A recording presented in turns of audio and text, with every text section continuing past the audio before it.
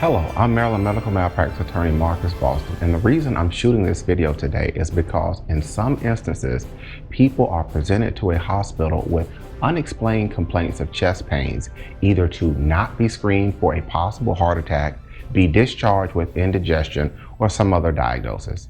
In instances where no workup is done for a possible heart attack, red flags appear. The reason this is the case is because doctors are taught to rule out the most serious condition first and work their way down. In many situations, the initial complaints of the patient go a long ways in assessing the actions or inactions of the treating doctor and hospital. This is what should usually happen within a few minutes when a patient presents with chest pains he or she cannot explain. A hospital registrar or other intake worker should take down the chief complaints of the patient and get the patient to a triage nurse as soon as possible. Once the triage nurse has the patient, this nurse will determine the severity of the situation and determine the patient's chief or major complaint.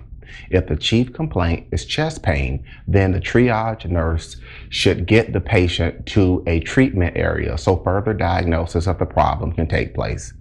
When the patient arrives at the next treatment station, the nurse or other medical professional should be sure to take the patient's vitals, stabilize the patient if this is needed, and immediately report the patient's situation to an on-duty physician. Once the patient's information is presented to an on-duty physician, this physician should go see the patient as soon as possible. The patient's situation should not be downgraded from urgent until it becomes clear from a reasonable standpoint that the patient's chest pain is not due to his or her heart. Remember, this is how things should play out in a well-run emergency room. Regardless of if the emergency room is well-run or not, everything should be done to rule out a patient's heart as being the chief cause of the chest pain as soon as possible. So why am I sharing this with you today?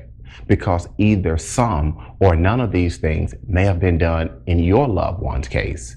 Because you have serious questions regarding the death of your loved one in a Maryland hospital. Here's what you can do. Pick up the phone and give me a call. I can be reached at 301-850-4832, or you can send me an email to medicalinjury@bostonlawllc.com. We answer questions like yours all the time, and we will be glad to hear your story. Also, if you like what you just heard, like the video and subscribe to our YouTube page. Liking the video will help other people just like you find the help they are looking for on the internet. And by subscribing, you will be alerted every time we upload other helpful videos like this one.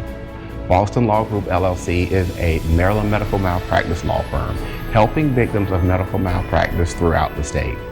Again, I'm Marcus Boston, and I'm one of the medical malpractice attorneys here at BLG, and I'll see you next time. Bye-bye.